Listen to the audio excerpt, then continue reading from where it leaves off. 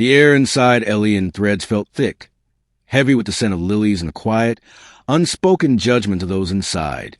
Saraphina Du Bois, a woman whose calm strength spoke louder than any title, stepped into the boutique tucked away in Savannah's historic district.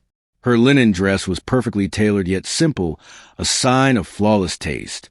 Around her wrist rested an antique silver bracelet, an heirloom that hinted at untold stories, known only to a select few. The polished mahogany counter shone under warm lighting, but as soon as she entered, the two attendants nearby went silent. Their eyes locked on her, sharp, measuring, and invasive. "May we assist you?" the taller one, Miss Evangeline, asked. Her voice was smooth as silk, but carried the edge of a blade. It wasn't really an offer. It was a challenge, a question laced with hidden meaning. Saraphina met her gaze without flinching. "Just looking." "Thank you," she said calmly, letting her eyes wander over the gowns draped on their racks. Each was a masterpiece of craftsmanship and luxury, but the uneasy feeling crawling across her skin made their beauty feel distant.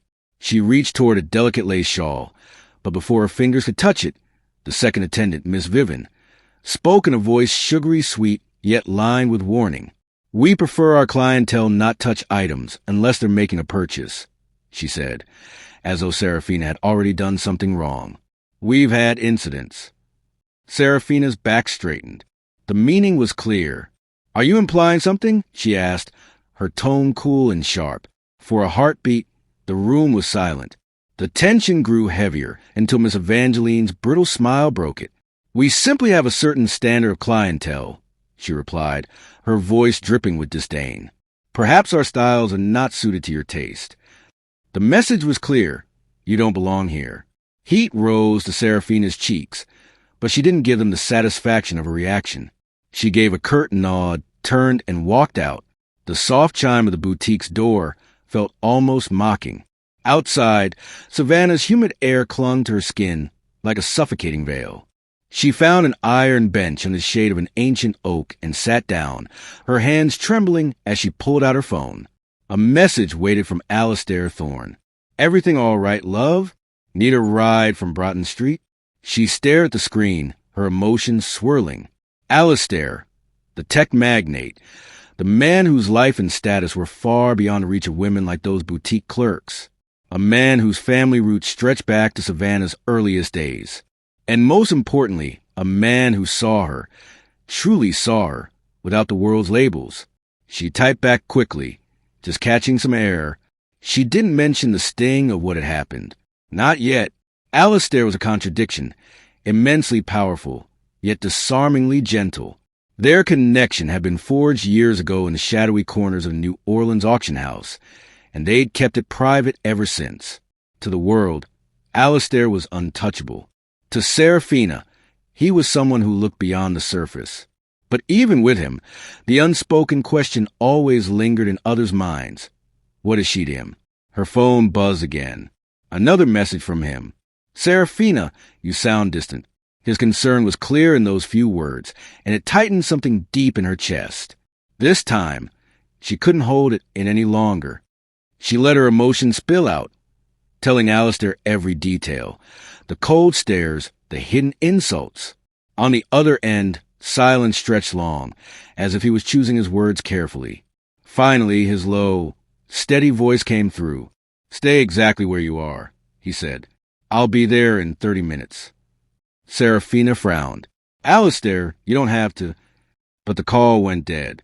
She sat there, time dragging by, the Spanish moss above swaying gently in the breeze. It almost seemed to whisper the city's secrets, both its beauty and its shadows. Every passing second only made the sting of the encounter sharper. Then came the low purr of an approaching engine. A sleek black Bentley Continental pulled up to the curb, turning heads on the street. Alistair stepped out, his dark suit flawless, his presence magnetic. Yet, where his eyes found Saraphina, there was nothing but softness in his gaze.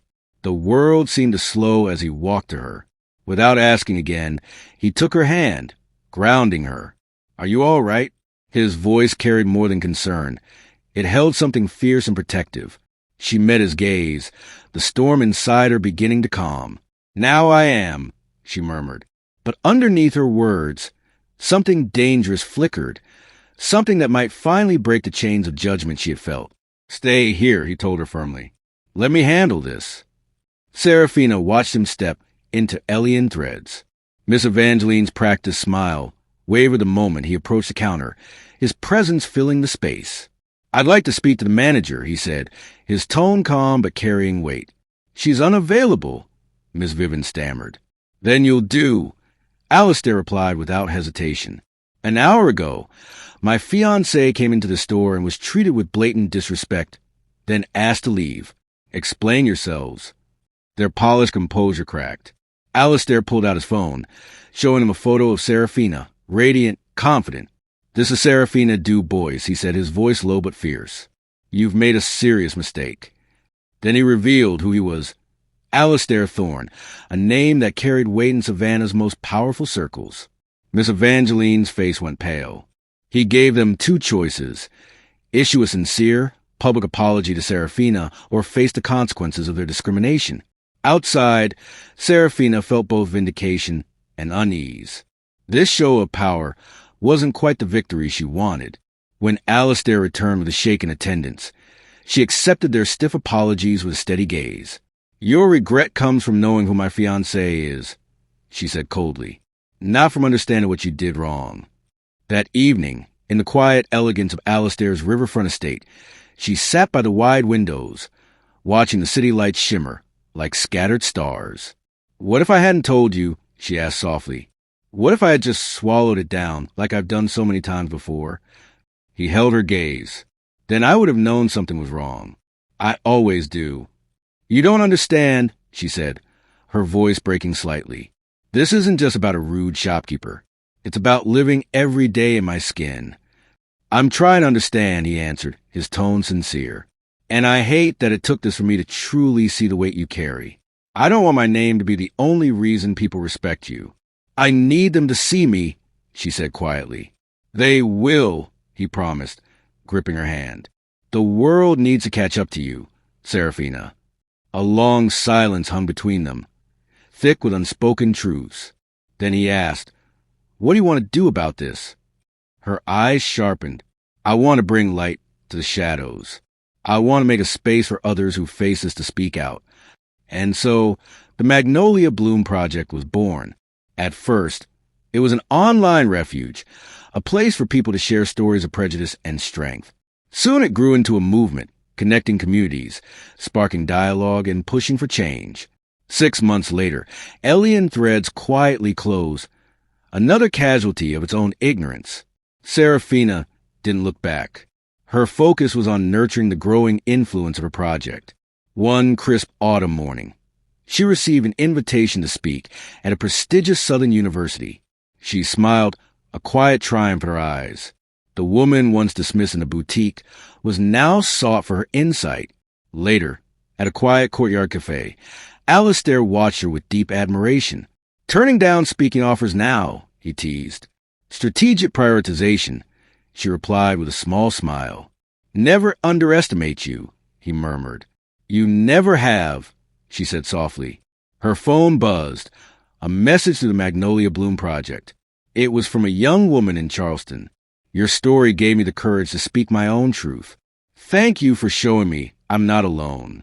Tears welled in Saraphina's eyes. Her pain had turned into something powerful. This wasn't an ending. It was a beginning of something bigger. On a warm, golden afternoon, Saraphina stood before a captivated audience, her voice clear and strong. "I was once made to feel invisible," she told them. "But I've learned, when someone tries to erase your presence, you don't argue. You rewrite the story." A confident smile curved her lips.